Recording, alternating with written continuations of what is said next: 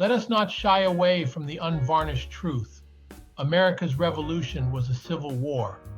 Colonial Englishmen fighting against imperial Englishmen, a conflict born from shared ethnic roots and diverging ideals.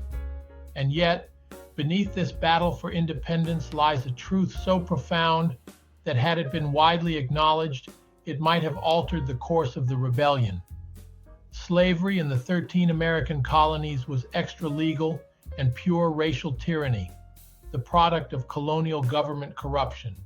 The British imperial government enacted the American Colonies Act of 1766, also called the Declaratory Act, which abolished all colonial American laws for all purposes whatsoever, that denied or questioned the supreme legislative authority of England's Parliament.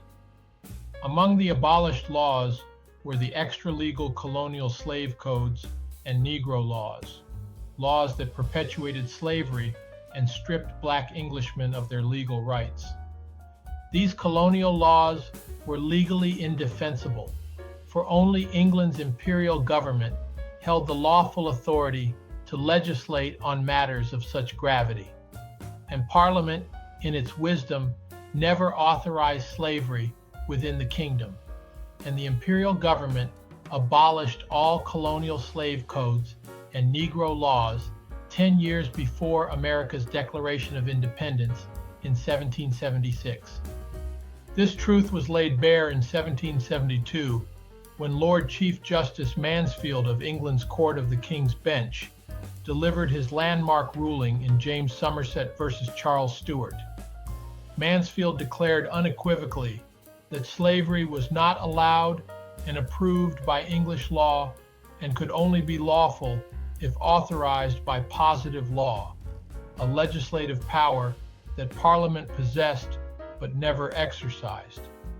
This decision sent shockwaves through the 13 colonies, for it exposed the illegitimacy of their slave codes and Negro laws. The truth was out, and as St. Augustine once said, "Truth is a lion. Let it loose, it will defend itself."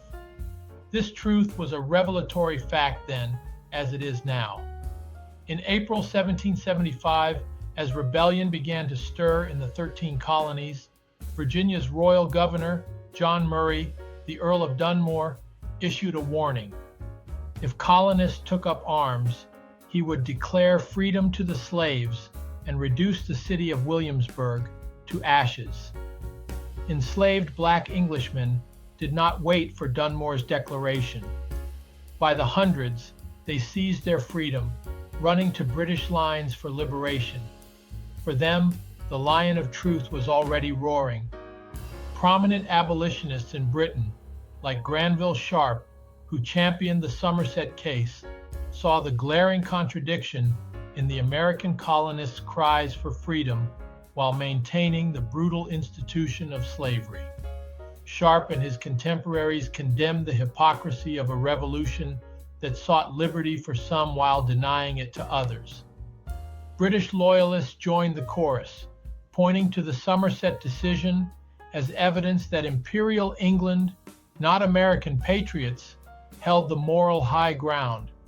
They argued that the British Empire was more progressive on the issue of slavery.